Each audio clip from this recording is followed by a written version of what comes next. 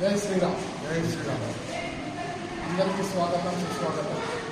శ్రీరామనవమి సందర్భంగా చారిత్రాత్మకమైన శ్రీరామ భక్త సమాజం ఆధ్వర్యంలో ప్రతి సంవత్సరం జరిగేటువంటి ఉత్సవాలు 16 రోజుల పాటు ఈ సంవత్సరం కూడా పెద్ద ఎత్తున శ్రీరామ భక్త సమాజం ఆధ్వర్యంలో ఈ యొక్క కార్యక్రమాలు నిర్వహించబడతాయి.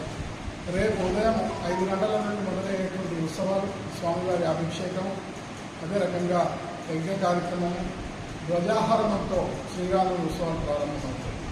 సరిగ్గా 11 గంటల 9 నిమిషములకు శ్రీవారి కళ్యాణ మహోత్సవం ప్రాంగణంలో జరుగుతుంది. ఈ యొక్క ఉత్సవానికి యావత్ ప్రజానికానికి స్వాగతం, సుస్వాగతం తెలియజేసి శ్రీరామ భక్త సమాజం తరఫున. అదే రకంగా ప్రతిరోజు కార్యక్రమాలు చూసినట్లయితే సాయంత్రం రేపటి కార్యక్రమానికి కేంద్ర మంత్రివర్యులు శ్రీ కిషన్ రెడ్డి గారు కూడా ఈ యొక్క ఉత్సవాల్లో పాల్గొనడానికి వారు చేస్తూ ఉన్నారు. అదే రకంగా రాష్ట్ర మరియు కేంద్ర మంత్రివర్యులు, రాష్ట్ర ఉండేటువంటి రాజకీయ నాయకులు, రాజకీయవేత్తలు కూడా పెద్ద ఎత్తున ఈ యొక్క కార్యక్రమంలో పాల్గొంటారు. అదే రకంగా 7వ తేదీ జాగరణము, 8వ తేదీ నుంచి అశ్వవాహన సేవతో ప్రారంభమయ్యేటువంటి ఉత్సవాలు. ప్రతిరోజు ఒక ఉత్సవము.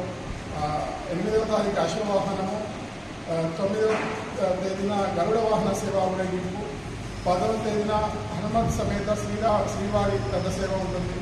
అదే రకంగా 11వ రోజు సాయంత్రం 5 గంటలకు మహారథ సేవగా ప్రాచుర్యం పొందినటువంటి యొక్క రథ సేవ, హనుమత్ సమేత శ్రీ సీతారాముల యొక్క సేవా ఊరేగింపు షాదిలాల్ బాగ్ నుండి మొదలై పూలతోట, భరత్ నగర్, కుర్మాగూడ, సైదాబాద్ ప్రాంతాల నుండి మళ్ళీ మందిరానికి చేరుకుంటుంది.